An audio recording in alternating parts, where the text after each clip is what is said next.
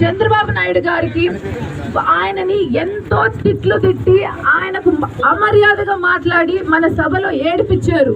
వాళ్ళ భార్యని మాట్లాడి ఈరోజు జగన్మోహన్ రెడ్డి గారు ఇద్దరు చెల్లెళ్ళు రోడ్డు మీద పడ్డారు. వాళ్ళని ఇంట్లో వాళ్ళనే సరిగా చూసుకోలేదు, అసభ్యంగా మాట్లాడుతున్నారు మహిళల పాటు.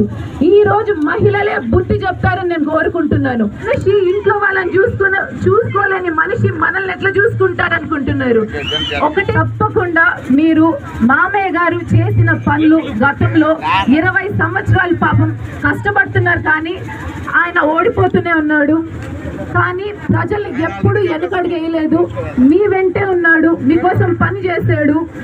అట్లా ఇంత కష్టపడే ఆయనకు ఒక్కసారి ఆయనని గెలిపిద్దాము, ఆయన కోసం ఓటు వేద్దాం, ఆయన కృషిని గుర్తిద్దాం. ఇది ఒక్కసారి అడుగుతున్నాను ప్రతి ఒక్కరు. నేను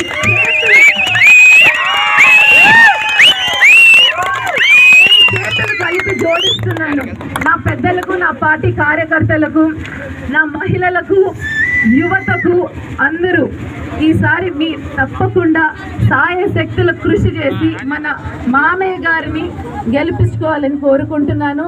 తప్పకుండా పైన కమలం గుర్తుకేయండి. ఎంపీకి శివప్రసాద్ గారికి, వరప్రసాద్ గారికి, మరి మామయ్య గారికి, సోమిరెడ్డి గారికి సైకిల్ గుర్తుకు రెండో బాక్స్ ఈవీఎం మెషిన్ లో రెండో గుర్తు మనది. రెండో నంబరు తప్పకుండా అది నొక్కండి.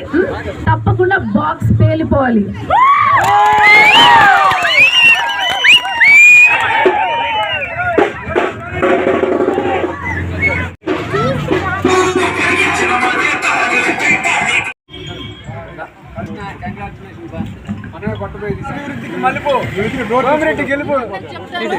మన కాలనీలో ఎంతెంత మందికి ఎన్నెన్ని ఇండ్లు మనకు కావాలో, స్థలం ఎక్కడ చూసుకోవాలో అంత చూసుకొని ప్రభుత్వంతో పెట్టుకొని మనం అందరం ఇల్లు కట్టించుకుందాం. అందుకే చెప్తున్నాను, మన ప్రభుత్వం వస్తే నేనే అన్న ద్వారా, మన నాయకుల ద్వారా తెప్పించుకొని, లేకపోతే నేనే వచ్చి చూసుకొని ఎంతమందికి ఎన్ని అవసరమో కాలనీలు పెట్టించి తప్పకుండా మీకు ఏ సమస్య రాకుండా నా శక్తికి మించి నేను పోరాడతాను.